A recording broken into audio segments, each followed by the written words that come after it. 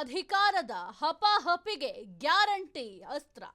ಸರ್ಕಾರದ ವಿರುದ್ಧ ವಿಜಯೇಂದ್ರ ವಾಗ್ದಾಳಿಯನ್ನ ನಡೆಸಿದ್ದಾರೆ. ಅಧಿಕಾರದ ಹಪಾಹಪಿಗೆ ಗ್ಯಾರಂಟಿ ಅಸ್ತ್ರ. ಸರ್ಕಾರದ ವಿರುದ್ಧ ವಿಜಯೇಂದ್ರ ವಾಗ್ದಾಳಿಯನ್ನ ನಡೆಸಿದ್ದಾರೆ. ರಾಜ್ಯದ ಜನ ಗ್ಯಾರಂಟಿ ಕೊಡಿ ಅಂತ ಕೇಳಿರಲಿಲ್ಲ, ಕೇವಲ ಅಧಿಕಾರಕ್ಕೆ ಬರಬೇಕು ಅಂತ ಗ್ಯಾರಂಟಿಯನ್ನ ಘೋಷಿಸಿದ್ರು. ಫಲಾನುಭವಿಗಳ ಸಂಖ್ಯೆ ಕಡಿತಕ್ಕೆ ನೂತನ ಹುನ್ನಾರ.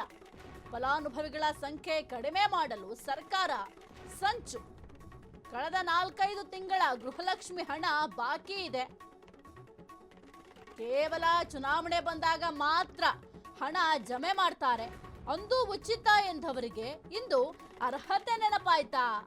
ಮಹಿಳೆಯರಿಗೆ ಘೋರ ಅಪಮಾನ ಮಾಡಿದ ಸರ್ಕಾರ. ಅಧಿಕಾರದ ಹಪಾಹಪಿಗೆ ಗ್ಯಾರಂಟಿ ಅಸ್ತ್ರ.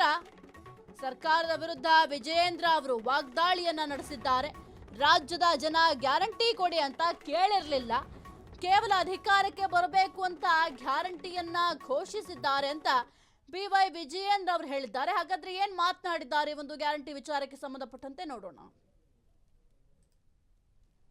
ಭರವಸೆಗಳನ್ನ ಕೊಟ್ಟು ಗ್ಯಾರಂಟಿಗಳನ್ನ ಕೊಟ್ಟು ಅಧಿಕಾರಕ್ಕೆ ಬಂದಿರುವಂತಹ ಕಾಂಗ್ರೆಸ್ ಸರ್ಕಾರ 3 ವರ್ಷಗಳ ಕಳೆದ ನಂತರದಲ್ಲಿ ಮೊದಲನೇದಾಗಿ ಇವರು ಯಾವುದೇ ಗ್ಯಾರಂಟಿಗಳು ಸರಿಯಾಗಿ ತಲುಪಿಸ್ತಕ್ಕಂಥ ಕೆಲಸ ಕೂಡ ಮಾಡ್ತಾ ಇಲ್ಲ.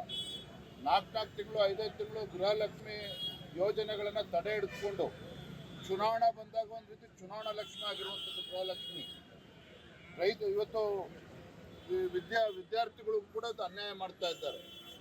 ಈಗ ಗ್ಯಾರಂಟಿಗಳಿಂದ ಸರ್ಕಾರಕ್ಕೆ ಆರ್ಥಿಕ ಸಂಕಷ್ಟ ಪೆಟ್ಟು ಬಿದ್ದಂಥ ಸಂದರ್ಭದಲ್ಲಿ ಒಂದೊಂದಾಗಿ ನೆಪಗಳನ್ನು ಒಡ್ಡಿ ಈಗ ಗ್ಯಾರಂಟಿಗಳ ಫಲಾನುಭವಿಗಳು ಏನಿದ್ದಾರೆ ಆ ಸಂಖ್ಯೆಯನ್ನು ಲಕ್ಷ ಸಂಖ್ಯೆಯನ್ನು ಇಳಿಸ್ತಕ್ಕಂಥ ಒಂದು ದುಸ್ಸಾಹಸಕ್ಕೆ ಕಾಂಗ್ರೆಸ್ ಸರ್ಕಾರ ಕೈ ಹಾಕಿರುವಂಥದ್ದು.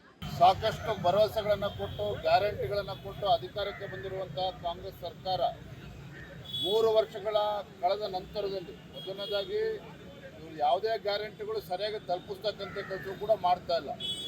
4 ತಿಂಗಳು 5 ತಿಂಗಳು ಗೃಹಲಕ್ಷ್ಮಿ ಯೋಜನೆಗಳನ್ನು ತಡೆ ಹಿಡಿದುಕೊಂಡು ಚುನಾವಣಾ ಬಂದಾಗ ಒಂದು ರೀತಿ ಚುನಾವಣಾ ಲಕ್ಷ್ಮಿ ಆಗಿರುವಂಥದ್ದು ಗೃಹಲಕ್ಷ್ಮಿ.